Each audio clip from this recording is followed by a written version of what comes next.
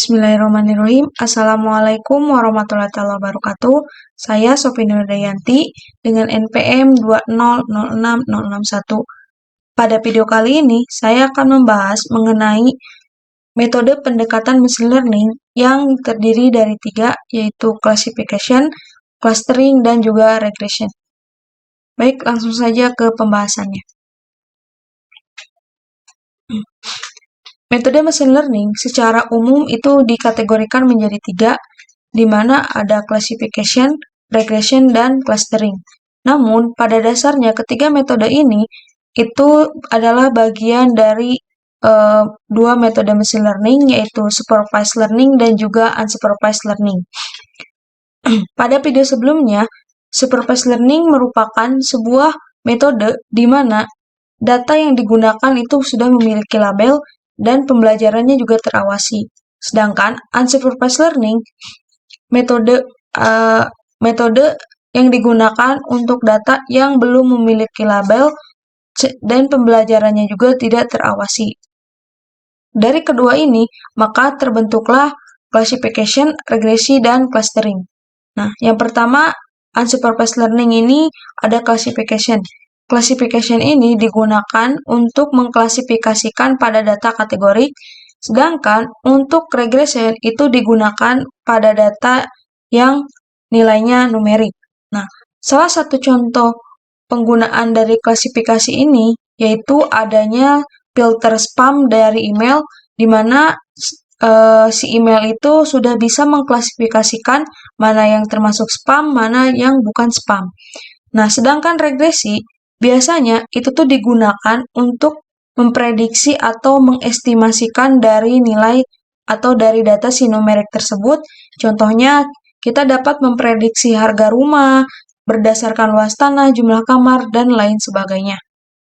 Sedangkan untuk unsupervised learning atau data yang tidak memiliki label, itu hanya bisa menggunakan satu metode saja, yaitu clustering, di mana metode clustering ini digunakan untuk mengelompokkan data yang tidak memiliki label berdasarkan karakteristik dari si data tersebut.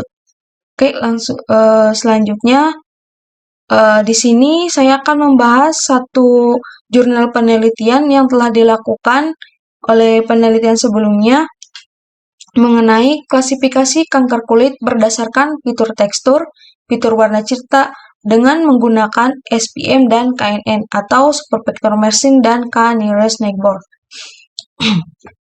Adapun yang melatar belakangi pada penelitian ini yaitu karena pentingnya penanganan dini terhadap kanker kulit, di mana yang si kanker kulit ini tuh menjadi kanker serius dengan tingkat kematiannya yang tinggi. Nah, proses diagnosa ini biasanya itu dilakukan dengan menggunakan prosedur biopsi yang mahal, menyakitkan, dan membutuhkan waktu pemilihan yang lama. Oleh karena itu, penelitian ini bertujuan untuk mengembangkan sistem yang dapat membantu dokter dalam melakukan diagnosis jenis kanker kulit secara efektif dengan memanfaatkan fitur tekstur dan juga fitur warna citra. Nah, adapun alur penelitian yang digunakan pada penelitian ini yaitu seperti terlihat di diagram di sini, proses diagram klasifikasi pada si kanker kulit tersebut. Nah, proses pertama, citra latih akan diubah menjadi grayscale. Kenapa demikian? Karena gambar berwarna umumnya memiliki 3 saluran, yaitu merah, hijau, dan biru. Nah, di mana si gambar tersebut akan membutuhkan lebih banyak memori dan komputasi untuk diprosesnya. Sehingga dengan mengubah citra atau fitur tersebut dengan ke grayscale atau ke abu-abu, kita dapat mengurangi dimensi gambar menjadi satu saluran warna saja, sehingga memungkinkan proses analisis yang lebih efisien.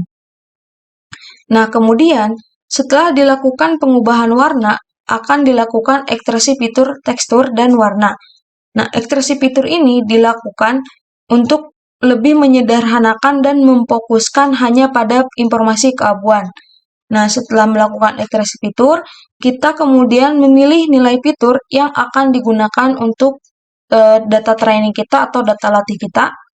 Nah, setelah itu di sini kita bisa langsung mengklasifikasikan dengan menggunakan algoritma SPM dan juga KNN.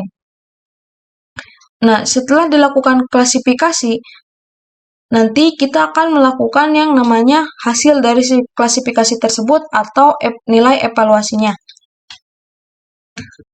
Untuk selanjutnya, dataset yang digunakan pada penelitian ini yaitu terdiri dari 3.297 yang memiliki dua kelas, yaitu kanker ganas dan juga kanker kulit jinak, di mana kanker ganas ini memiliki jumlah dataset sebesar 1.497, sedangkan untuk kanker kulit jinak itu memiliki sebesar 1.800 dataset.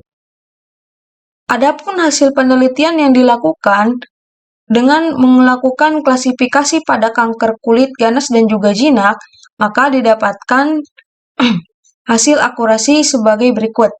Nah, yang pertama SPM. Algoritma SPM menghasilkan akurasi sebesar 70%, sedangkan untuk KNN dengan nilai ketetanggaan 2 didapatkan nilai akurasi sebesar 67%, sedangkan untuk KNN dengan nilai ketetanggaan 3 didapatkan sebesar 68%, sedangkan untuk KNN dengan ketetanggaan 4 itu didapatkan sebesar 70%, sedangkan untuk KNN 5 itu didapatkan sebesar 71%. Nah, sedangkan untuk KNN terakhir didapatkan nilai akurasi sebesar 70%. Nah, namun di sini ada penambahan algoritma pada penelitian itu, yaitu algoritma naive Bayes, di mana hasil akurasi yang didapatkan yaitu sebesar 67%.